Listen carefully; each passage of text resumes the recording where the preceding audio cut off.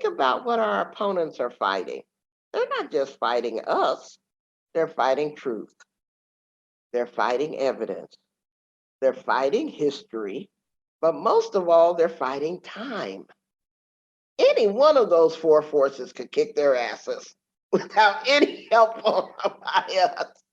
How the hell are you going to overcome truth and evidence and history and time? That's what they're actually up against. Now, a lot of us are going to get harmed and chewed up in the process, and I'm sorry that's happening.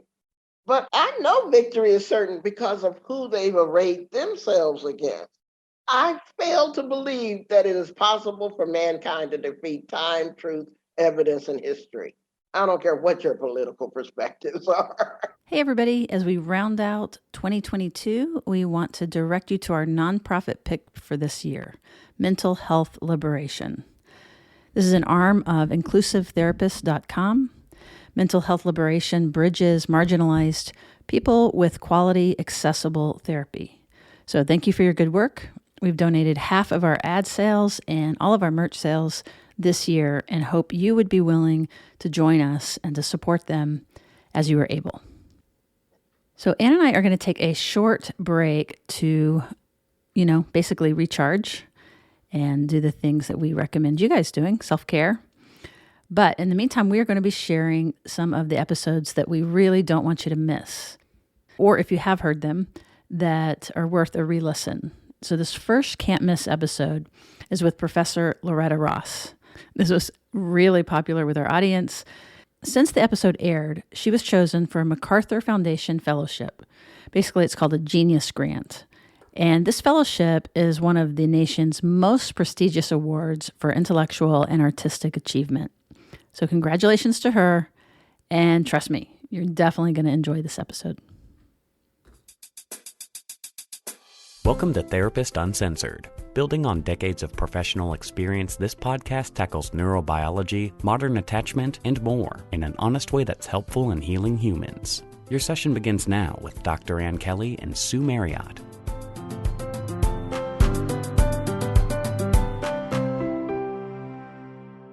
Sue and I talk a lot on the show about promoting secure relating, but that really means nothing if we mean it just for ourselves. Growing security inherently means helping to pull each other up, co-regulating for good. And that means everyone. So working for human rights and social justice is one and the same as growing security. Today's episode is going to impact you. You're going to feel things. I guarantee you're going to learn things I absolutely know I did. Our guest expert is Loretta Ross. She's a professor at Smith College who works to cultivate an all-inclusive human rights movement as a form of radical love and revolutionary strategy. She's a nationally recognized speaker, educator. She's a veteran activist and a pioneer in the human rights and reproductive justice movement since 1970. So her personal story, as well as her professional journey, are incredibly compelling and part of her fire. She's perfected this combination of humor and punch, and you'll hear it throughout the discussion between her and my co-host, Sue Marriott. Now, you'll see that she has mastered the art of being able to deliver kind, yet powerful and challenging message that center on what she calls climbing the mountain of human rights together, and emphasizes our need not to polarize and divide. Rather than calling people out in shame, that we often need to call people in. So she talks about self-forgiveness and compassion. And in her discussion, she outlines the 5C continuum of calling out, cancel, calling in, calling on, and calling it off. It's a really powerful process at promoting social change. So for the longtime listeners, you might hear, I know Sue and I did, some of her discussion through the lens of helping others in regulating their nervous system and staying in the window of tolerance when you're having difficult but important conversations. She would just say is being pragmatic, and I think that's actually exactly what she says. She just does it because it's more effective. Now, her TED Talk, Don't Call People Out, Call Them In, was published in August of last year, and she's currently writing a book to be released this year, Calling in the Call-Out Culture. So she's also published several other books on reproductive justice, an array of chapters and articles and co-publications. She's also been featured in the New York Times, the Washington Post, the Los Angeles Times, Time Magazine, and many other outlets. What she has to say is really important to Sue and I know will be to many of you, especially if you spend time with teenagers and young adults out there. She really highlights how young adults are having trouble because they're being inducted into this world at a very painful time. And they feel this incredible responsibility to do something, to right all the injustices. And she talks about them being radicalized before they have their feet under them, before they know that they've been radically loved themselves. So I'm very, very pleased to bring to you Loretta Ross today. But before we jump in, I want to do a big shout out. This content and our entire archive of episodes is there and available to you for free. And we want that to continue. And in order to do that, we are helped by those of you that have become our patrons. You are our online community through Patreon and Supercast. So to all of your NeuroNerds, we do a big thank you for helping us support this program.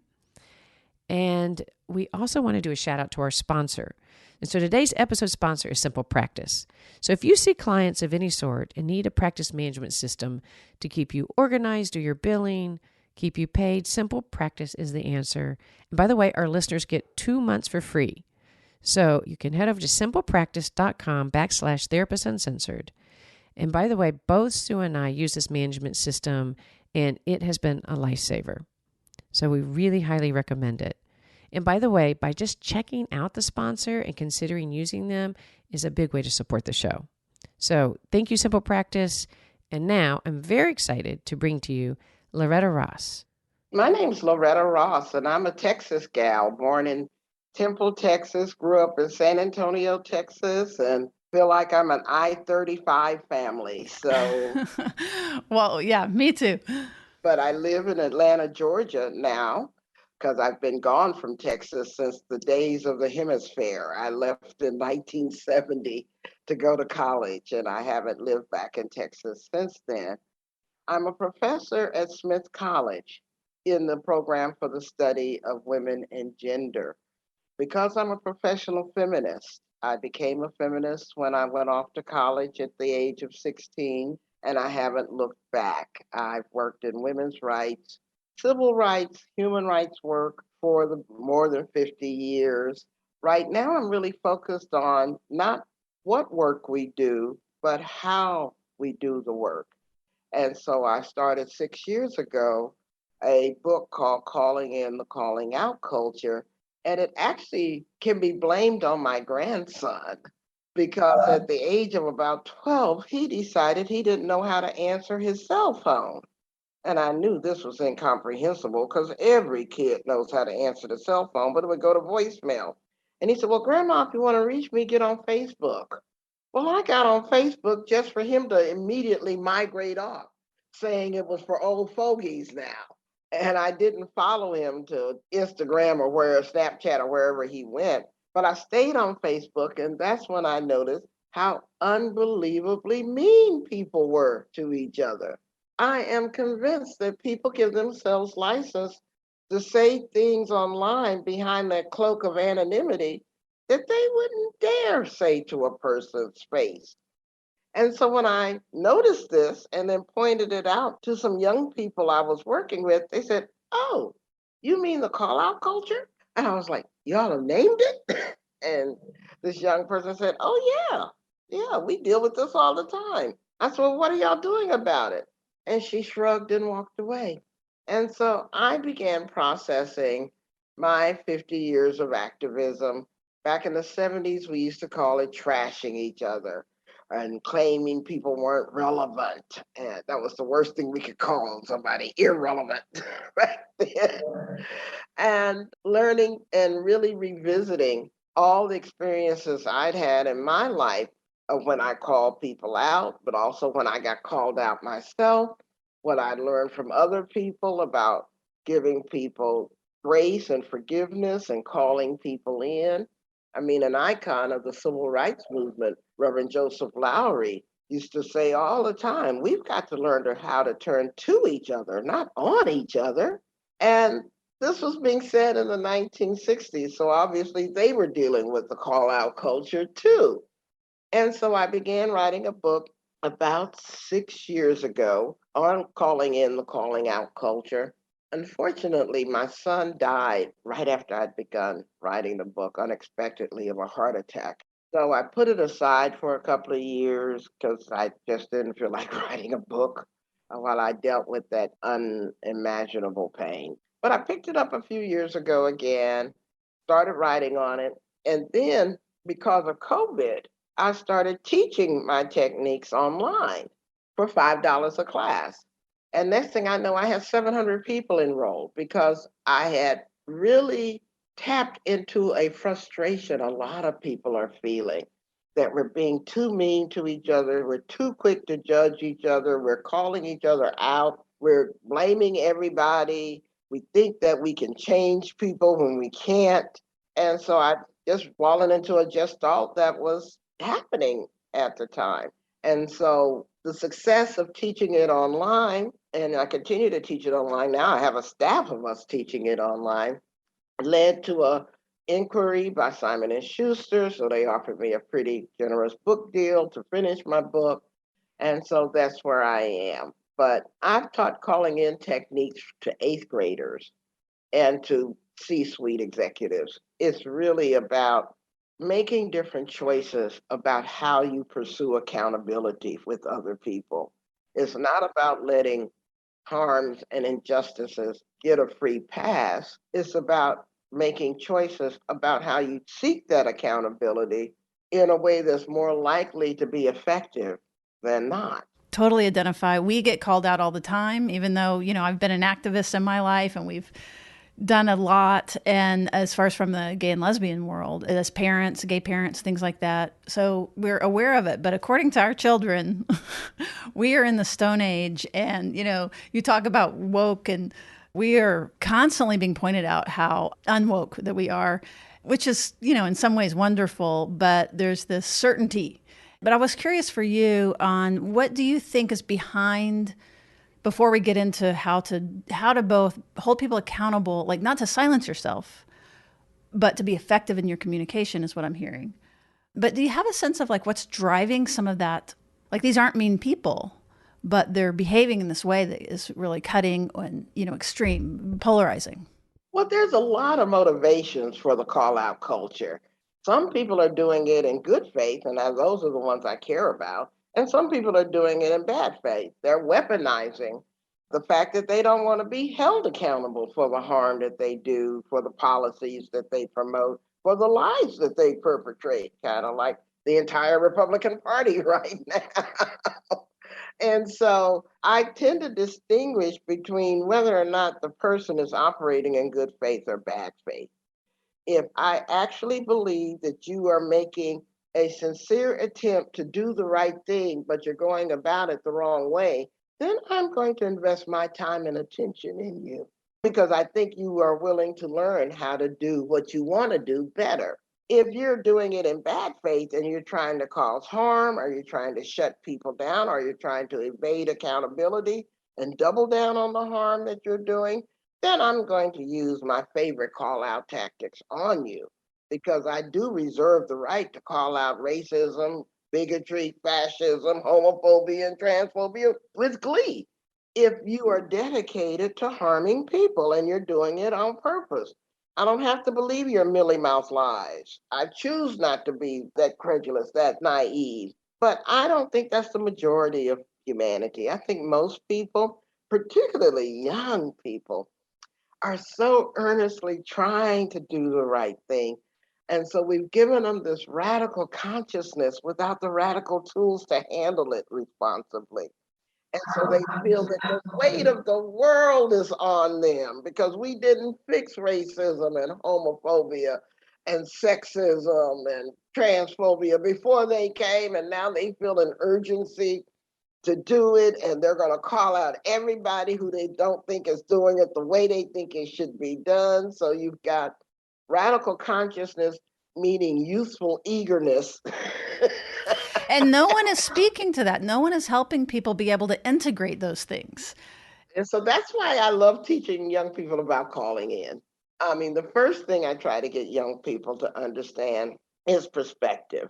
Stop imagining that you're the entire chain of freedom, that the whole revolution rests on your shoulder, because the chain of freedom stretches backwards towards all of our ancestors and forward into our descendants. So our whole job is simply to make sure that the chain doesn't break at our link. That's lovely. Yeah, so just be the strongest link you can be in the chain. Don't assume that it all starts and stops with you. Okay, so what if you get a response of, well, there won't be ancestors because of climate change and this is different than it's ever been? Well, that, of course, is part of the lack of a time and an event horizon. Of course, everything is different than it used to be. That's called change. You know? So, yes, you're right. This is different than it used to be. And guess what? Tomorrow it will be different than today. You got that right. Guess what will also happen tomorrow? You won't think tomorrow the same way you think today, because that's also called growth. And so don't assume that the snapshot you're taking today, the screenshot you're taking today, is the whole depth of that picture that you are looking at. It absolutely is not. You're taking care of them. And again, this is another calling in, really. Keep your fire, keep your spirit. But it also starts with self forgiveness, because this is an important term to teach them, because they can be so self critical. And that's the key to why they're so hypercritical of other people, because they haven't been able to learn how to accept and forgive themselves for not being perfect. Because there's this whole worship of perfectionism that's really toxic. And so they tend to use that same rubric to judge other people for not being perfect. And they think that's what they're supposed to do. And so it really starts with accepting themselves as works in progress that will make mistakes and will use every mistake as a learning opportunity, not as a reason for punishment or self blame or getting down on oneself. Just because you've been through stuff, that doesn't mean you get the right to make harm happen to other people. You got to break that hurt people thing, because that doesn't justify what you're not accountable for yourself. And so it starts with self assessment and self forgiveness. All calling in practices start with that. What's going on with you? Because what's going on with you will dictate how you choose to call somebody in or out. If you're in a sufficiently healed enough place, then you're going to be in a space that's more predisposed to offer grace and respect and forgiveness to others. But if you are bleeding from your own emotional wounds, any calling in or calling out will really only result in your bleeding all over the other person, even if you don't mean to. I love this. This is oxygen in an area that has none. It's so beautiful. Do you get pushback from the left? Yeah, and legitimate pushback from the left, by the way, because I'm a human rights activist. Calling out is what we do. I mean, we criticize governments and individuals and corporations, usually because private appeals don't work.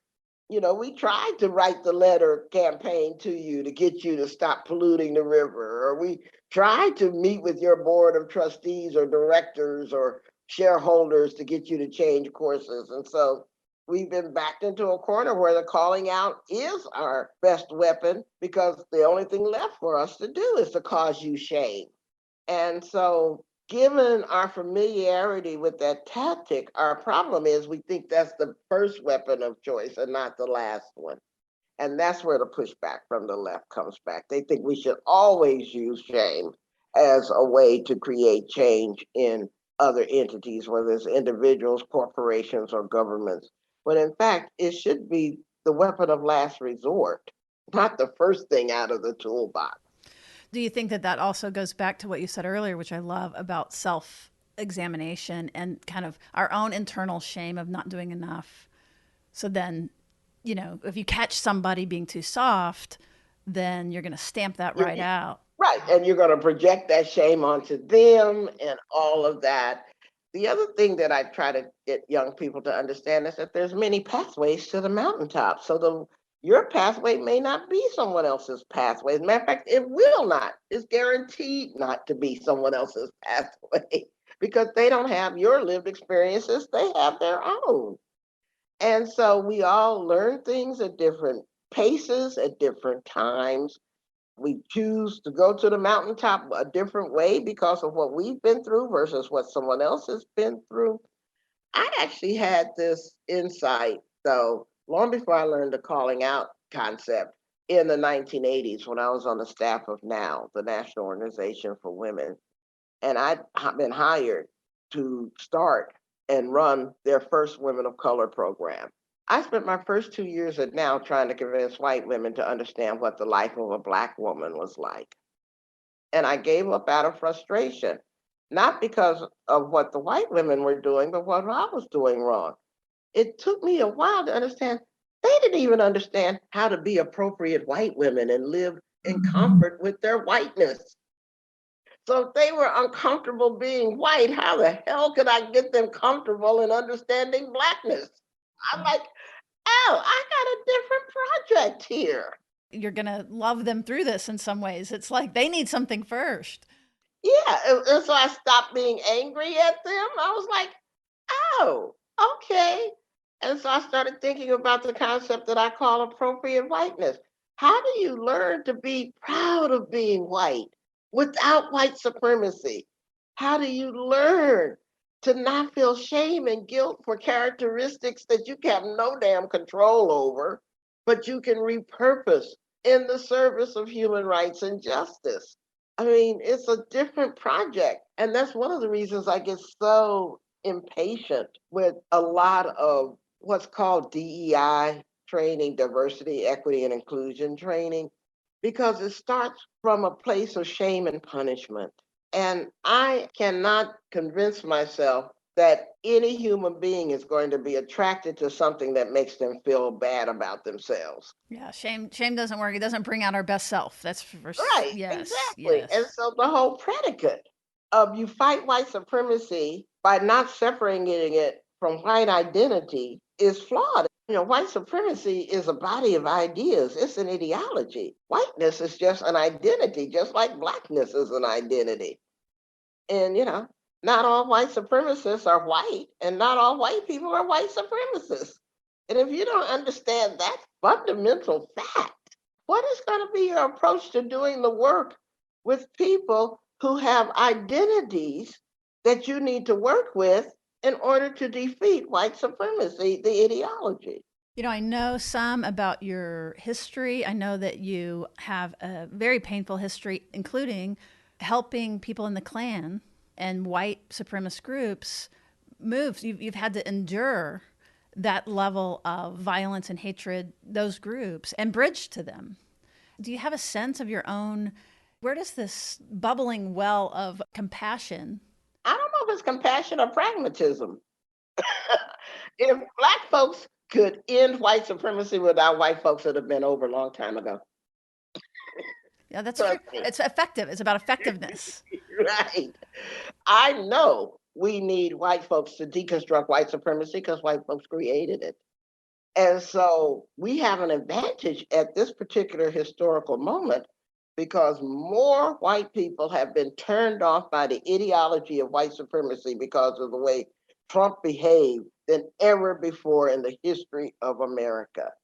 And if we don't recognize what a wonderful that opportunity is, when they say America is divided, no, America ain't divided. White America is divided.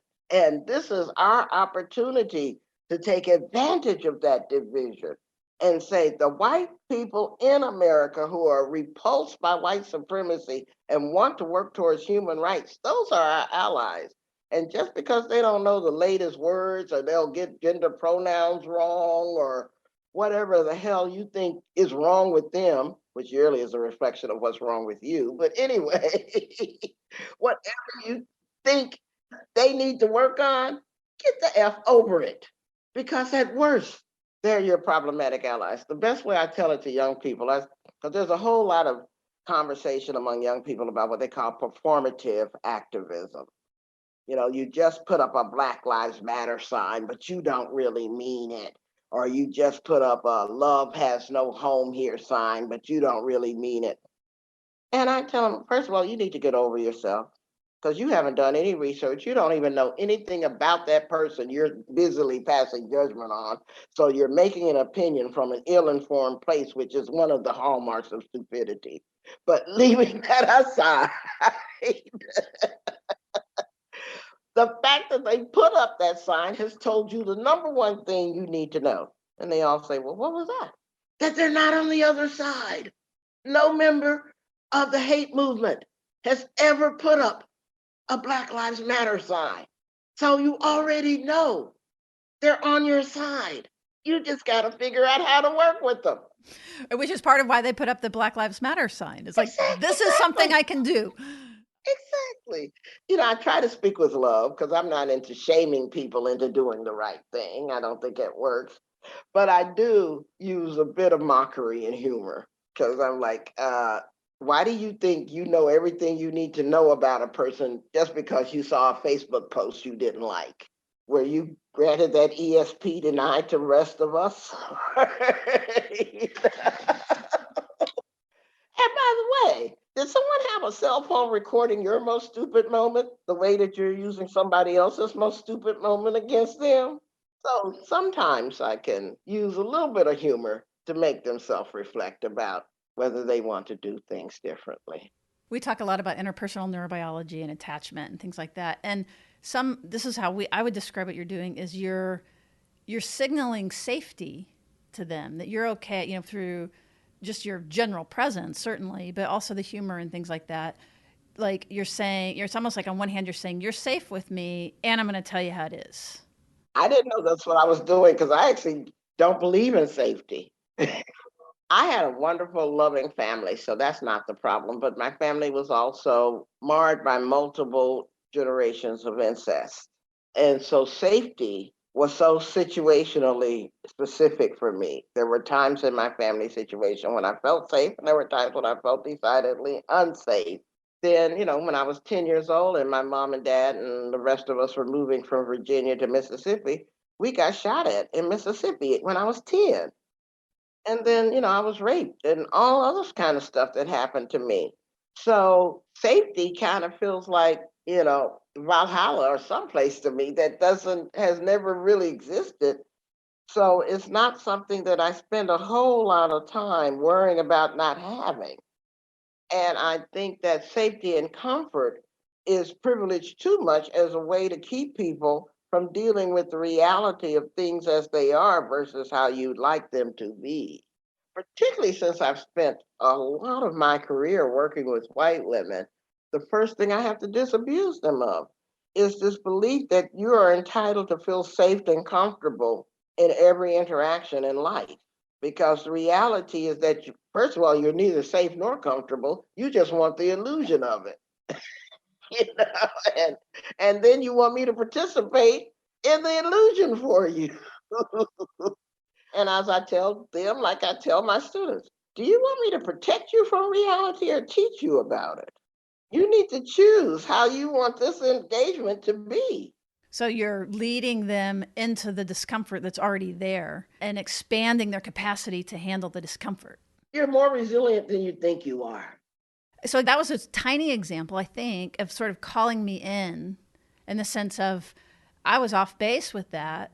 And I think you're right about what you said. And as a matter of fact, as a therapist, I do feel that way in group. You're like, this isn't safe. And I'm like, safe? What's safe? You know what I mean? Like, it is a privilege. It's actually an illusion. I don't know if it's a privilege because I don't know anyone who is actually safe. Even very rich people aren't safe.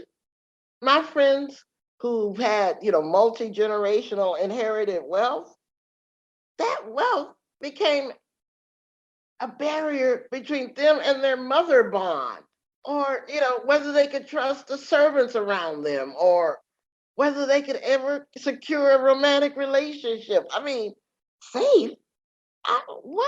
What individual has actually experienced safety? Show them to me, because I don't know. I think that's right. It's a mental construct that is an illusion. and you're resisting the invitation to participate in that illusion. Yeah, but that doesn't mean that you have to feel scared either. I mean, it's not a binary. And so certainly I feel safer if I choose not to walk down that dark alley half drunk. you know, but even if I was totally sober and that alley was well lit, would I actually be safe? People like your students, how do they respond? They are incredibly grateful because the things they say is that, oh my God, I don't have to be on all the time. I don't have to go around looking for the next fight I've got to have. I can wear this t-shirt. And if somebody criticizes my t-shirt, I can stop and ask them, well, what's going on with you that you would have a reaction to my t-shirt? And you're not wearing it, I am. You know, they really like having options because before they felt boxed in, that they had to say the precisely right thing or write the precisely right thing that stands up to the test of time, that won't be called out over social media, that won't be weaponized against them in the future. I mean, literally walking around on eggshells. And they are so relieved to have voices about that stuff and know that they're going to make mistakes and their mistakes are okay. There's nothing wrong. There's nothing fatal about making a mistake. As a matter of fact, when you make a mistake, and this is what one of my mentors told me when I was in my 20s, they said, when you have bad news about yourself, Loretta, run and tell it so that you can control the narrative.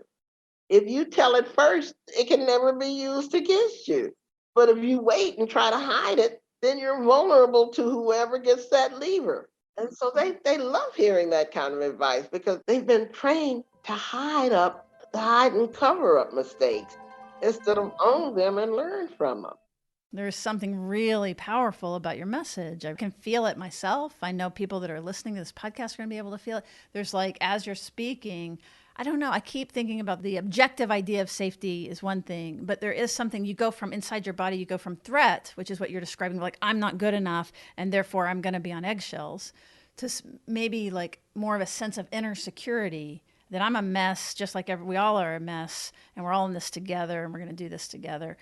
So I can step on the eggshells, something like that. Does that I can resonate? step on the eggshells and I will survive it. I will survive it. That's right. And not only will I survive it, I'll be better next time. Like, whoa, look how bad I am. I not only went through a crucible, but I kicked that crucible's ass. And look at me now.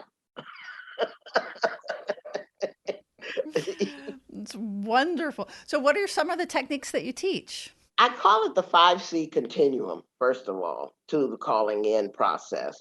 First, there's calling out, which is what we all recognize, that publicly shaming people for something they've done or said that you thought needed to be challenged or them held accountable for. The ultimate call out is cancellation, where you're trying to get someone fired or deplatformed or punished in a very severe way for something you think they've done wrong. The third C is calling in, where you actually are choosing to pursue accountability, but instead of using anger, shaming, and blaming, you're going to use love and respect and grace as your method of choice. The fourth C is calling on, which was created by Sonia Renee Taylor. I love this concept she gifted us. And that is calling on people to do better and to be better. So you're neither calling them in or calling them out, both of which require an investment of time, but you can call on people to do better. Like my favorite calling on sentence is to say, look them straight in the eye and just say, I beg your pardon. And then just wait for them to figure out what they said that evoked that reaction. And quite often they'll walk their words back because it didn't give the reaction that they wanted. Oh, and I should mention that calling in, by the way, wasn't even an original concept to me. A trans man named Lone Tran invented that in 2013. I just happened to run across it after I started writing my book. And then the fifth C is calling it off. You get a chance to decide whether you want to go down that rabbit hole. You don't have to engage either online or in person. You could call it off temporarily, like saying, I don't have the bandwidth to deal with this right now. Can I get back to you? Or you can call it off permanently and say, I will never want to have this conversation with you again. And so you can call it out, cancel, call in, call on, or call it off. So I teach people that range of options that they have. And then I teach startup sentences that you can memorize that are easily learned for you to use each of those options. So, like I just used, I beg your pardon. You can use a calling in sentence if somebody says something you think is a little problematic. You can say, that's a very interesting perspective. Tell me more.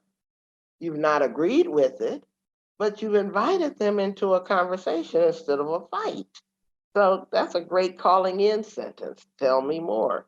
Or if you want to call them out, like if I, got in front of someone who tried to claim that the election was stolen or something like that, I might say, I can't believe that you persist in parading how deluded you are right now. Are you okay? you know, what is going on with you to make you feel that you're smarter than the rest of the evidence that's out here?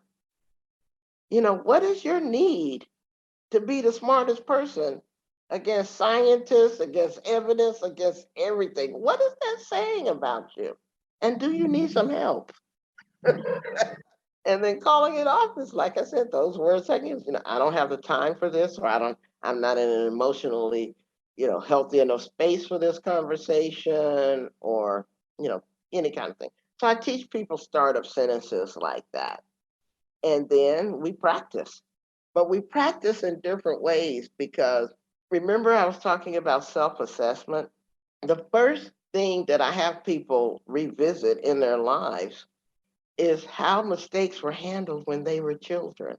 Because if you were severely punished and shamed for making mistakes as a child, then you think it's quite normal to punish and shame others for making a mistake. But if you were counseled and forgiven for making a mistake and taught what you could learn from making that mistake, then you're predisposed to offer that same grace to others. And so the question becomes, do you want to continue the patterns that you learned in your childhood, or as an adult, do you want to make different choices? Because that goes back to what you were saying about the self assessment and self evaluation. And then you're not in the fight, you're pointing them inward. hmm And so you have choices. There's no law that says you have to act out the patterns of your childhood. First you have to know what they are, and secondly, decide whether they're working for you or not. If they're working for you, then don't change them. But if they're not working for you, think about what other options you have. And I love how practical that your teaching is. Going back to the calling in. So when you say, tell me more about that, and they do, and they explain to you how the election was rigged or how January 6th was a natural uprising of when when your government's, whatever the thing is. So they answer you. So then what? Well, then I ask them again, how do you feel about that? You know, and what do you think you should do with those feelings? And has that perspective helped you grow closer to your children or helped you get along with your neighbors better? How is that actually working for you now? And then I have one strategy that I call my Uncle Frank strategy that I've used a lot. My Uncle Frank, who's neither my uncle nor named Frank, but he's still alive, so I have to protect the living, has a way of blowing up every family gathering by saying something racist, sexist, homophobic, or transphobic, because that's Uncle Frank's way of getting attention. And I used to go for the bait all the time. I was the kid that was always arguing with Uncle Frank because I couldn't help but give him the attention he wanted because I wanted to prove how wrong he was. And finally, I changed my tactic. And I told Uncle Frank, I said, Uncle Frank, I know you're a good man. And this, I kind of said, I know you'd run into a burning building and you'd rescue someone who was in danger if you could. And you wouldn't care whether they were gay or an immigrant or black. I know that, Uncle Frank. I know you that way. So tell me, Uncle Frank, are you the good Uncle Frank that I know you are, or the bad Uncle Frank that had those words come out of your mouth?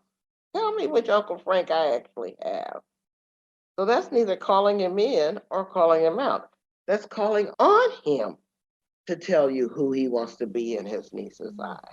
And it's really a way of letting him save face Yeah, so that he can acknowledge it. But you've already given him the platform of like, don't go this direction. You know, like you're guiding, you know, this is who we want to see, not, I can't believe you said that, period. well, it builds upon the absolute fact that most people think better of themselves than they display in the world. And so, I was thinking it appeals to their narcissism, you know? Like, right, exactly. And so, why not reinforce that good perception they have of themselves and make it work for you as opposed to pouncing on the bad stuff? Because Adrienne Renee Brown says it beautifully. She said, that which you pay attention to grows. So, when you're dealing with those problematic people, if you pay attention to the problematic aspects, that's what they're going to focus on. But if you pay attention to what you know is good about them, maybe they'll focus on that instead and strengthen that muscle, that understanding, and live into that definition of self more than the other one. yeah, it's giving people what to do, not what not to do. Exactly. I want you to think about how to be the guy who would be that selfless in rescuing somebody every day in life. The way I want America, I want my country to act like a natural disaster happens every day because we are so warm and so giving and so compassionate after a natural disaster. And as soon as the crisis is over, we go back to our normal selves.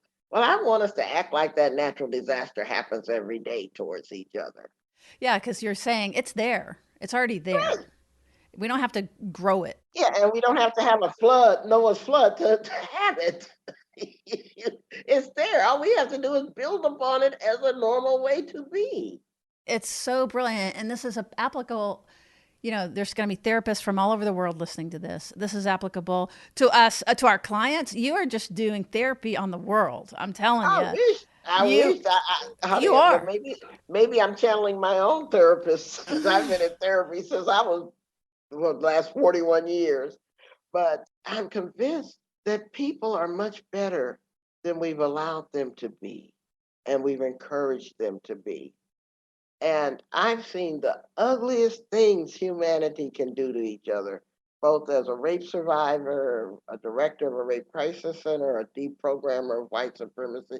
I mean, I specialize in looking at human vomit, and I'm convinced we can do better because even the most terrible people are complicated and have good sides to them that sometimes you have to dig real deep to find, but it's there. And it gives us an opportunity to help them grow that part of themselves instead of the negative part of themselves. So when you say the deprogramming, can you say a little bit more about that? Like, is it encapsulated in what you're teaching, or is that a different animal?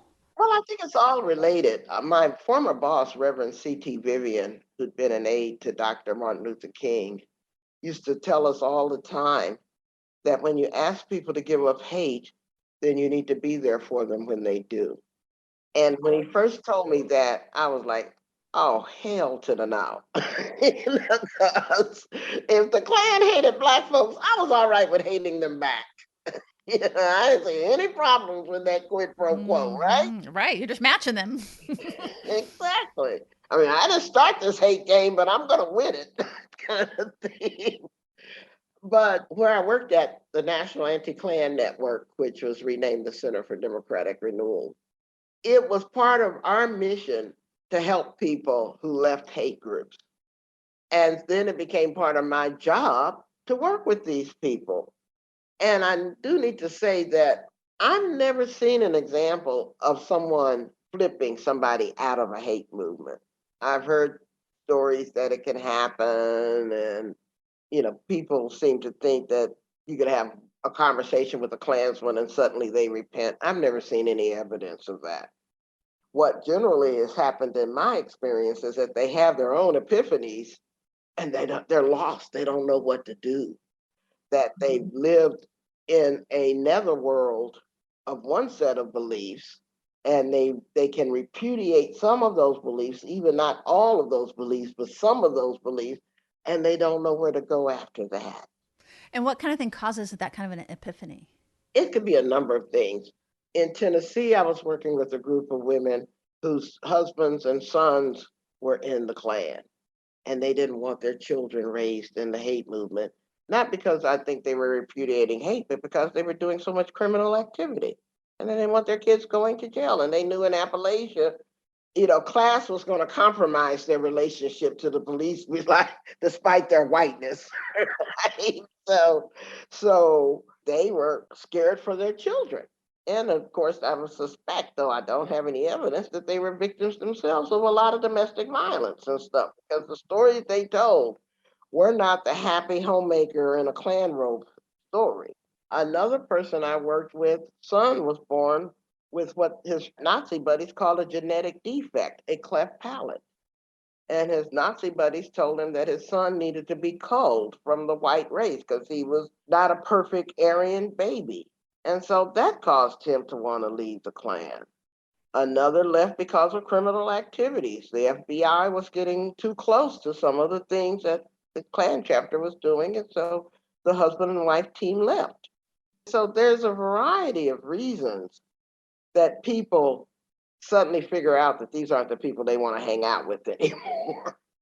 But it's rarely because they fell in love with a Black woman or they suddenly discovered that Jewish people were human after all or whatever.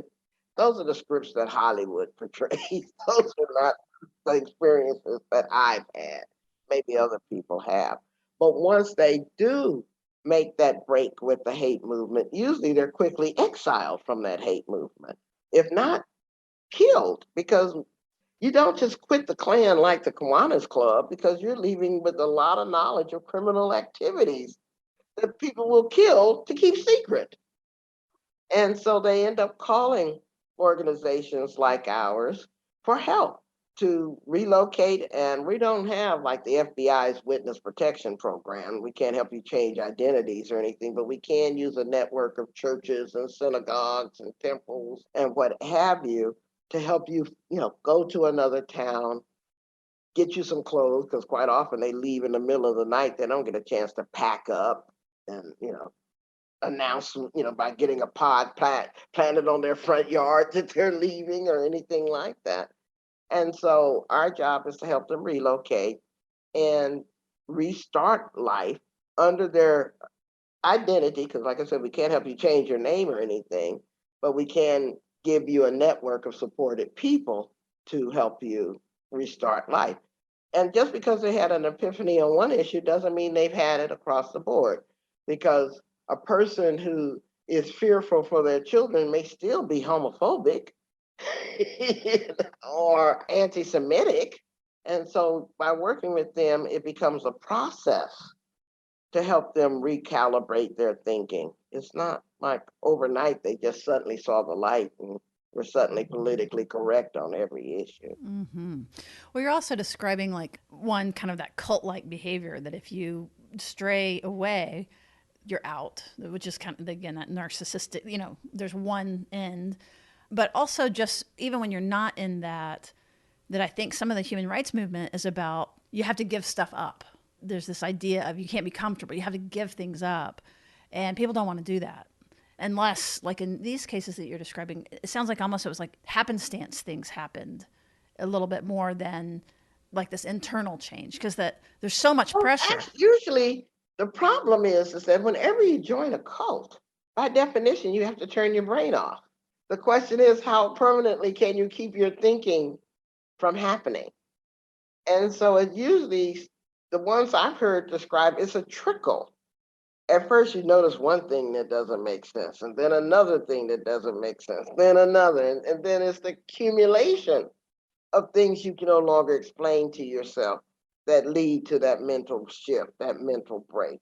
It's really the one incident, but the people that I've mostly worked with are fairly intelligent people who just couldn't take, people were serving them bigger bullshit sandwiches and inviting them to take bigger bites. Mm-hmm. And Mm-hmm. at some point they gagged.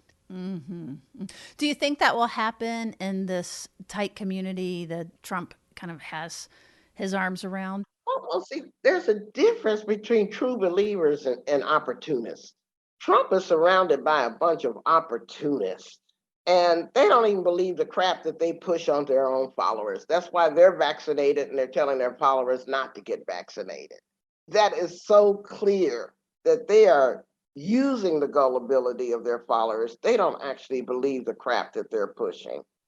I mean, Ted Cruz has a degree from Harvard, I believe, and you're going to tell me he's as stupid as he manages to sound every day? I don't think so.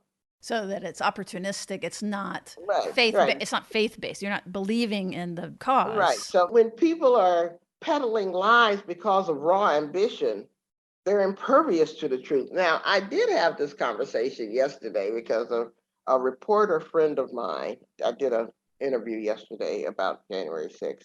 And this friend of mine asked me, how could I keep hope and optimism up in such a time?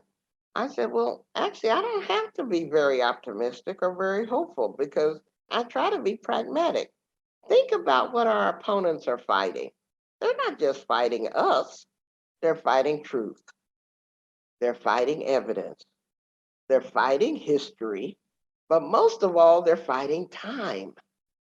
Any one of those four forces could kick their asses without any help by us. How the hell are you going to overcome truth and evidence and history and time? That's what they're actually up against. Now, a lot of us are going to get harmed and chewed up in the process, and I'm sorry that's happening. But I know victory is certain because of who they've arrayed themselves against. I fail to believe that it is possible for mankind to defeat time, truth, evidence, and history. I don't care what your political perspectives are. It's not hopeful. It's just true. It's just pragmatic, because then it's not like, oh, I'm hopeful and then I'm going to lose my hope. It's just you're saying this is just the truth. And even your example earlier, when I followed up with what would you say if they answered you, was exactly the same thing you're saying now, which is like there's an active process of delusion to be able to stay in the ranks. And that's just a matter of time when you begin, the sandwich gets too big. Yeah. And at some point, you've either got to start thinking again or just accept that you delight in insanity. And that feels safer for you for some reason. I consider sanity a choice I make every day. I think it's a joy to be able to know that choice and make it. So, is there anything that you would say to the folks that are trying to hold it together? I really love the idea of everybody's in their own place, everybody's flawed, there's no purity, nobody's pure. I wonder if you could speak to something about hanging in or like where to go, like with COVID and with the climate and with all of these things. I just know, I mean, I can see it and I can hear it. Murder, suicide is up. Any negative, anything right now is just terrible. Like we've been under this crunch for quite a while, and I just see people deteriorating. I don't know if any of these things are up or just being more reported. So that's part of, when I ran a rape crisis center, because we advertised a hotline for people to call for help, we could never figure out whether more rapes were occurring or were more reporting of rapes occurring. And so I'm asking that same question when we get into the statistics of how bad things are in life. We need to examine what that data set we're looking at. Is it more reporting that we're looking at or more occurrences that we're looking at? Because we never actually had good baseline data kind of thing. But nevertheless, whether it's more occurrence or more reporting, my answer would be the same. To survive this world, you need a toggle switch. You need to be able to turn that consciousness on and off. There needs to be time when you toggle your consciousness off and you just sink into enjoying Twilight, the film. Or you sink into watching those numbing westerns that I have a friend of mine that has watched every episode of Gunsmoke for 50 years because that's how she toggles her consciousness off. Yet when she toggles it back on, she's a hardcore activist. And you need to give yourself permission not to be woke, not to be on, not to be hypercritical, not to be able to provide an analysis of all the gender dynamics of every romantic comedy in the world. Sometimes you just have to watch the damn thing and enjoy it. And so that starts with not taking yourself so damn seriously. Again, talking about you're just a link in the chain. You ain't the entire damn chain. And so it is okay to turn it off and take that vacation to the Caribbean where you just lay on the beach and do some healing. It is okay to, gorge on your ice cream one day because that's what you feel like doing without beating yourself up because you ate the whole carton. I mean, really? Really, we're forgetting to give people permission to be basically human. It should be fun. Yeah. If you're not having fun fighting injustice, you're doing something wrong. My mentor, Leonard Zeskin, is the one that framed that for me. He said, Loretta, lighten up. Fighting fascists should be fun. It's being a fascist that sucks. And I've taken that to heart ever since he told me that. I said, oh, you're right. Walking through life immersed in the hate movement, that's the part that sucks. Immersed in the human rights and the love movement. Why am I not having fun? Nobody's saying these things. This is not a message that is being delivered very well, or at least very effectively. The message is more the drumbeat, the drumbeat, the drumbeat. This is happening. What are you doing about it? And I think that it's pragmatic, like to allow people to be themselves and their flawed selves. They're sometimes on, sometimes off, sometimes doing the right thing, sometimes not, is the way. That's the most powerful thing that you can do because it keeps people engaged instead of dissociating and just never watching the news again. It's like you're saying toggle it down, turn it down a little bit, turn it up a little bit. It's a come as you are invitation where you really mean it. Oh, it's so inviting. It's wonderful. Well, is there anything else? There's a couple of books that you've written. Radical Reproductive Justice is an anthology that I edited with a team of 4 other writers. And then I wrote Reproductive Justice with Ricky Solinger, and then Undivided Rights, which is also a book on reproductive justice that I wrote with other writers. So the Calling In book is my first solely authored book. And even then, I'm overstating it. Even though I've written the 500 pages, it's been influenced by centuries of history and the great mentoring I've had with a lot of elders who didn't give up on insufferable me. Are there other resources that you might guide people towards? Well, I love everything that Adrienne Marie Brown has written. I mean, she is one of those young people that I'm awed by. I mean, I think Adrienne's like 20 or 30 years younger than me. And everything she writes, I eagerly buy and just inhale like it's, a breath to me. I mean, one way that I called Adrienne, I said, some writers take your breath away.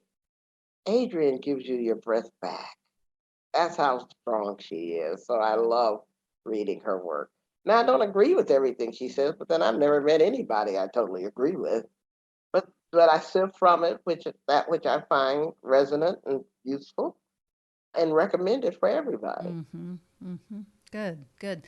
And I found some other resources that you had mentioned on another page. So we're going to fill these show notes up with all kinds of things that you can do if you're motivated by this, if you're interested. I also like, human rights as the umbrella, and that there's these different wings, if you will. But that's the one mountain. That's the North Star. There's many pathways up the human rights mountain. You might go on the LGBT path. I'm going to go on the racial justice path or the disability path. Yeah, the women's rights. Really matter, that's right. Because we're all in the same movement, climbing the same mountain. That's again like a calling in. We're all in this together. Everybody can be differentiated and different, and there's room for argument about what's the best way. I hope we argue, because it's only in that crucible of argument do we arrive at the best solutions. Groupthink is actually the poorest thinking humanity can do. And if people wanted to reach you, how might my website, lorettajross.com. All right, that sounds good. So we are going to fill this up. The level of resource and this idea of giving breath is just so powerful. And I can imagine people that are listening to this that are feeling the same thing. And, I know, you're left with this wanting more. So that would be where to go. You would go to therapistuncensored.com/episodes, and you'll find this there. And that will link you to many, many, many of these resources if you don't go directly to lorettaross.com. Also, really advise for you to get these books. Is your new book out yet?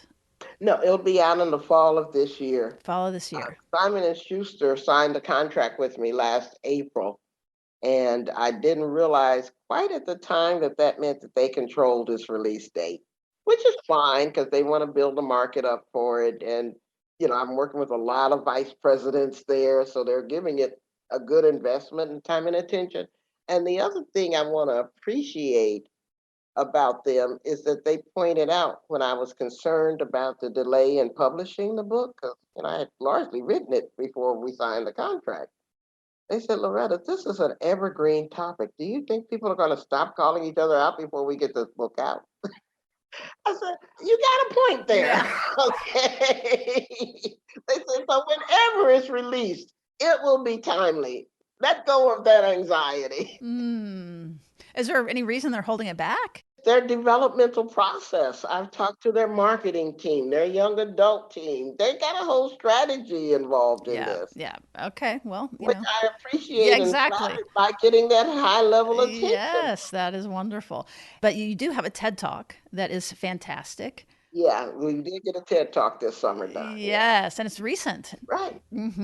So I would really direct people to go directly to the TED Talk. And there's other YouTube videos, and there's more presentations that you've done. And we've just only Yeah. we've only I scratched don't the post surface. anything, but people who are into social media, they keep posting stuff, and then I have a team that makes sure that stuff is up there. And so, I'm old school. I'm almost 70 years old, so I keep telling people my twat don't tweet, but that doesn't mean I don't know anything about social media. I let these young people handle it. My twat don't tweet. That is wonderful. But rest to say that the people that are laughing with us and that are delighted by this, there's a lot more of Loretta Ross out to be found. And we just scratched the surface. In particular, I loved and I sent to my son your commencement address. That was so wonderful. So there's lots more. Please find her, follow her, buy her books. And is there anything else you want to direct folks to do, or any last words? Again, I just say, have fun joining the human rights movement, because we're stronger than anybody who thinks that they can defeat our dream of human rights for everybody. Perfect place to end. Thank you so much for spending time with us. I know that you don't always necessarily do these interviews and things like that, or maybe, I don't know, but I was just so grateful that you said yes. You're right. They're getting rarer because my publicity team says that I make myself too accessible. And so what I used to give away, and the professionals are saying, Loretta, clam up till after the book is out. So they're really monitoring me now, which is fine. But what they get wrong is that I'm doing this to build movement. You're doing this because it's profitable for you. You're helping me out. But don't get my motives mistaken for your motives. I'm doing this to build movement. That's why I started it. I'm still on that. So even though that means that you've got these intellectual property right kind of going off, that is not my motive. And I can't become that just because it works for you. That is fantastic. So thank you for that. Yeah, but they are getting less frequent, not because of the profit thing, because I just have to finish the book by April. So my available time is actually getting more limited so that I can fulfill the contract. Having the privilege of the mic and having this kind of an audience, is there anything that you would say to me or to people that have just some privilege of voice? Well, I could basically say anybody that makes you feel bad about being yourself doesn't have your interests at heart. Trust that. We all have something to learn. We all have places we could grow. But anybody who really cares for us is going to offer that through the lens of love and respect. If they offer it in any other way, it really ain't about you, it's about them. That's how I really feel, because I teach through that lens. I keep telling you, teaching should not be punishment. Teaching should not be hazing. Teaching should be the joy of learning. So if I'm not letting you have fun learning, I'm doing something wrong, not you. And I teach a course called White Supremacy. If you're not having fun learning about white supremacy, I'm doing something wrong. We sometimes talk about those ta-da, those light bulb moments, and they're just sparking through this whole interview and through, I just know people are like, oh yes, you're saying these things. It's so good. Well, we will do anything we can do to help promote your message for sure. All right. Well, thanks for having me on your show. Thank you so much. I appreciate it. Bye-bye now. So you've been hearing our interview with Loretta Ross. Amazing. So inspiring. I'm so grateful. And I hope you are too. And if so, we're going to continue to bring this kind of incredible content to you. We would love for you to join our community. It's as little as $5 a month. There's different tiers and they get different things, but it's through your support that we're able to provide this show. And in addition, if you do join, we often do follow-up episodes, deeper dives into different topics, and that's how you'll get access to those. So please, therapistsuncensored.com/join is where you can become part of our community. And let's do this thing. Take care.